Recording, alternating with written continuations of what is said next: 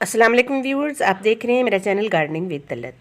आज मैं फरवरी में जो स्टार्ट में ही काम करने वाले हैं चंद मैं आपके साथ वो शेयर कर रही हूँ कि अपने तमाम प्लांट्स के जो अनवांटेड प्लांट्स हैं उनको साफ़ करेंगे। जिस तरह से ये देखिए छोटे छोटे प्लांट हैं, तो ये सारे हम तमाम जो प्लांटर हैं उनको साफ़ करेंगे, उनमें से रिमूव करेंगे।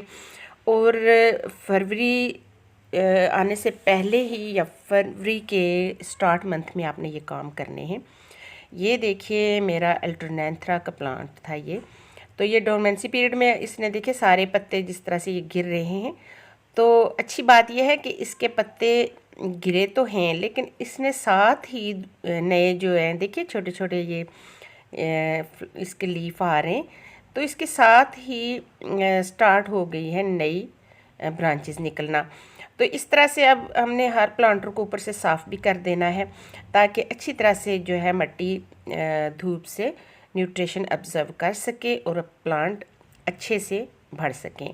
एक तो धूप वाला ये काम करना है कि प्लांट को साफ़ करना है, दूसरा ये करना है कि अब हमने देखना है क्योंकि सर्दियों में हमने पानी बहुत कम दिया और अब दूसरा तीसरा दिन है तो अच्छी धूप निकल रही है, तो अब ये मिट्टी सख्त भी हो जाती है सर्दी में।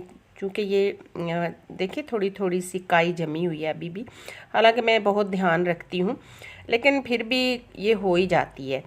तो बहरहाल इसकी गुडाई करेंगे।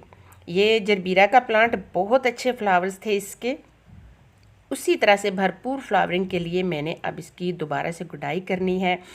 और अच्छा, एक और बात मैं आपको ये बताना यहाँ पर ज़रूरी समझती हूँ कि गुडाई करनी है और अब आप कंपोज प्लांट में करेंगे क्योंकि अब प्लांट को ज़रूरत है। जिस तरह से हम जब नींद पूरी करके उठते हैं सुबह तो हमें नाश्ते की तलब होती है, इसी तरह से प्लांट जब नींद से उठते हैं, डोरमेंसी पीरियड से ये जब बेदार होते हैं निकलते हैं, तो इनको भी खुराक की ज़रूरत होती है। चूँकि डोरमेंसी पीरियड ख़त्म होने के बाद इन्होंने अब करनी है फ्लावरिंग और इनकी नई नई ब्रांचेस निकलेंगी, नए नए प्लांट।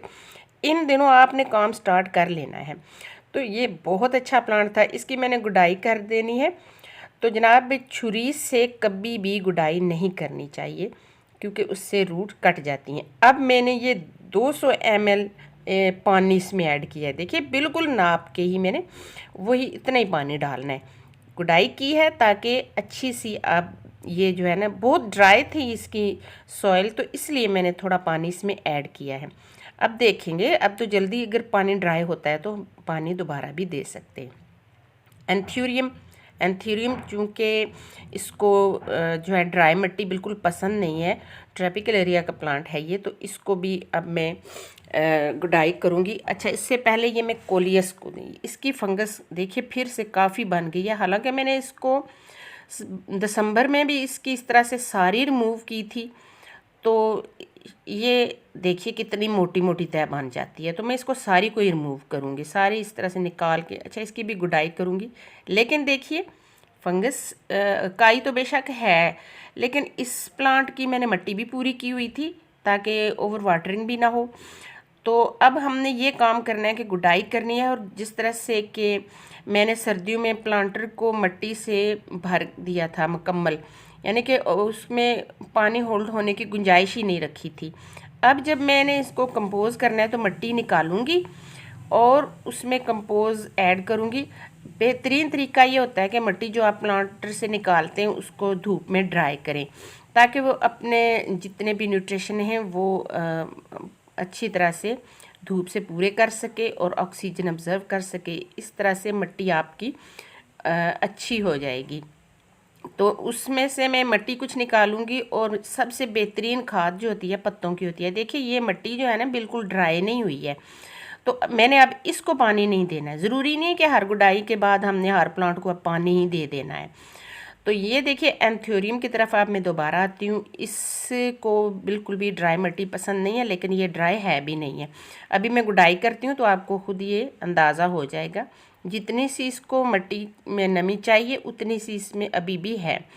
तो इस तरह से साइड साइड से थोड़ी थोड़ी सी इसको जो है ना गुडाई कर देनी है, क्योंकि एंथोरियम के प्लांट को जो है ना रूट जो है बाउंड होने का भी ख़तरा नहीं होता है, इसके लिए छोटा प्लांट भी चल जाता है। तो इसकी भी गुडाई कर देनी है और इसको पानी नहीं देना है अभी, क्योंकि इसकी जो पानी है वो भी ठीक है, मिट्टी इतनी ही होनी चाहिए इसमें।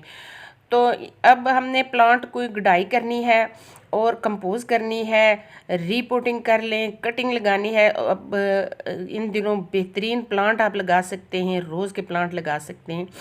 ये मेरा कोलियस का प्लांट है, तो तकरीबन ये ख़त्म ही हो गया, लेकिन चलें, हालांकि इसके मैंने ना जब ये डोरमेंसी पीरियड था तो उस वक्त जब ये ख़त्म हो रहा था, इसकी मैंने 3-4 जो ऊपर से ब्रांचेस लेके ना तो अलहदा से इसकी कटिंग लगा ली थी।